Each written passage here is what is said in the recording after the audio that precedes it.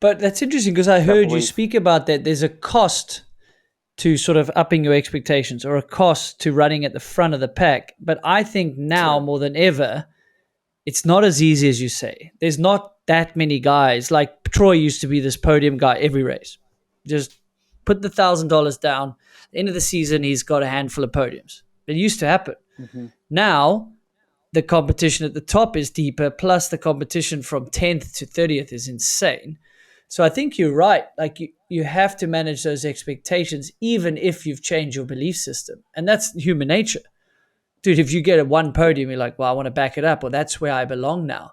It's such a fickle sort of sport. I think there's other sports where you can make more errors and come back, like motocross. Yeah. I mean, Villapoto spoke about it, Supercross versus motocross. He was more nervous in a Supercross gate than he was in a motocross gate. He had more time. He had more time to show his potential.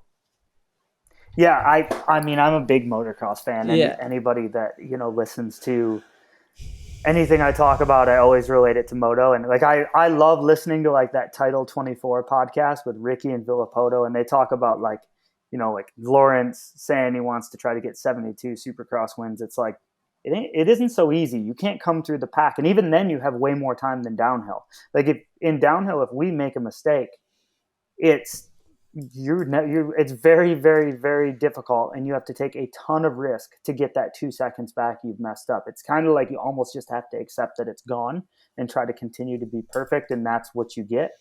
I mean, maybe if you look at my crashing run at Mount St. Anne, you can look at it as I crashed and then I rode fast and I got 6th place, or you can look at it as I lost that 5 to 7 seconds and there's no way I could have got it back. And that was my pace from top to bottom. So there's kind of two ways. And I believe that I didn't really ride over my pace to the bottom because I did get a flat tire and like I was just riding my speed because I kind of knew it was over. It was the last race of the season and didn't roll down, but rode fast to the bottom. But it took me some time to recollect myself. And then you're at 6th place on the podium. Like, could I have won that day? Yeah, for sure. I believe I could have.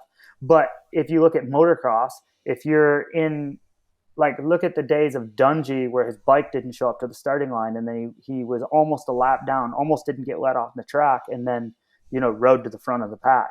You can't have, we don't have those like triumphant stories just because there's not enough time, and our sport is so different from that. I think does relate more to Supercross, but they're still we're talking a 15-minute main event, we're racing for 3. So it's just, yeah, I relate it back, but it is different, man. Once that time's gone, you got to live with that. There's no getting that back. Those moments.